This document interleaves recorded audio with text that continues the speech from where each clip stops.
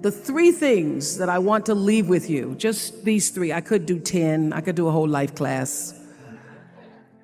But just these three things will carry you if you let them. First and foremost, knowing who you are. Knowing who you are.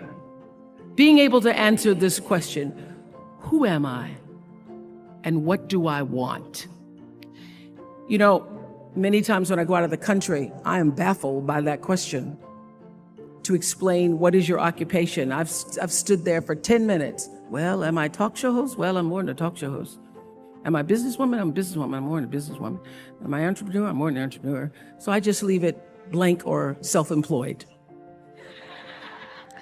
So I'm not asking for the roles that you play as daughters. I'm not asking that question. What are the roles that you play as a daughter, as a friend, as a sister? You're going to be a lawyer, you're going to teach, you're going to be a pharmacist. I'm asking the bigger question of who am I? Who am I really? My answer is I am God's child. I am that which is born of all that is. I am, as Pierre de Chardin said, a spiritual being having a human experience, come trailing the breath of the ancestors yet, but trailing the breath of the angels. And understanding that because I am connected to the source of all that is possible for me. That's who I am.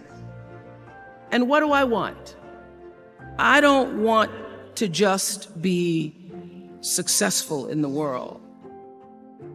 I don't want to just make a mark or have a legacy.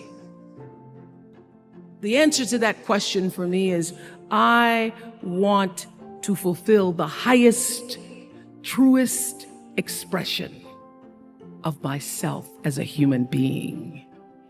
I want to fulfill the promise that the Creator dreamed when He dreamed the cells that made up me.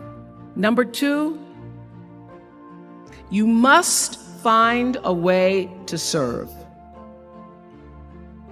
Martin Luther King said that not everybody can be famous, but everybody can be great because greatness is determined by service.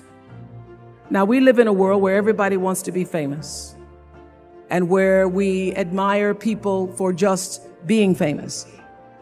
We think being known brings us value. The truth is, all of that will fade in time. In 3 years, you won't be able to name the housewives of Atlanta.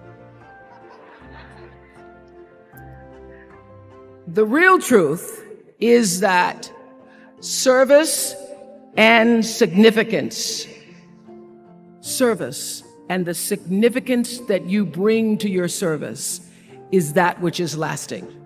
So to be able to, whatever your occupation or job or talent or gift is, our honorees today getting doctorate degrees, to apparently opposite fields, HIV and AIDS and the spoken word.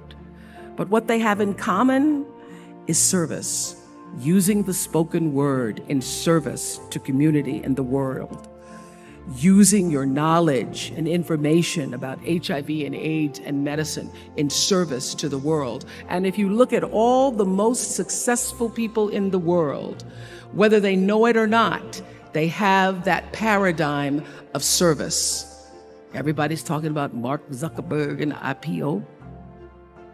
Service. Jay-Z rapping. Service. Through the word, to people, through song. For many years, I was really just happy to be on TV, and people would stop and say, "Oh, you on TV?" Yeah, I'm on TV.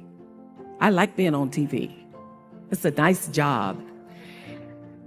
And it was about the time that I received my honorary doctorate from Spelman around 1993. So I don't know if that had something to do with it. I thought of myself as Dr. Winfrey.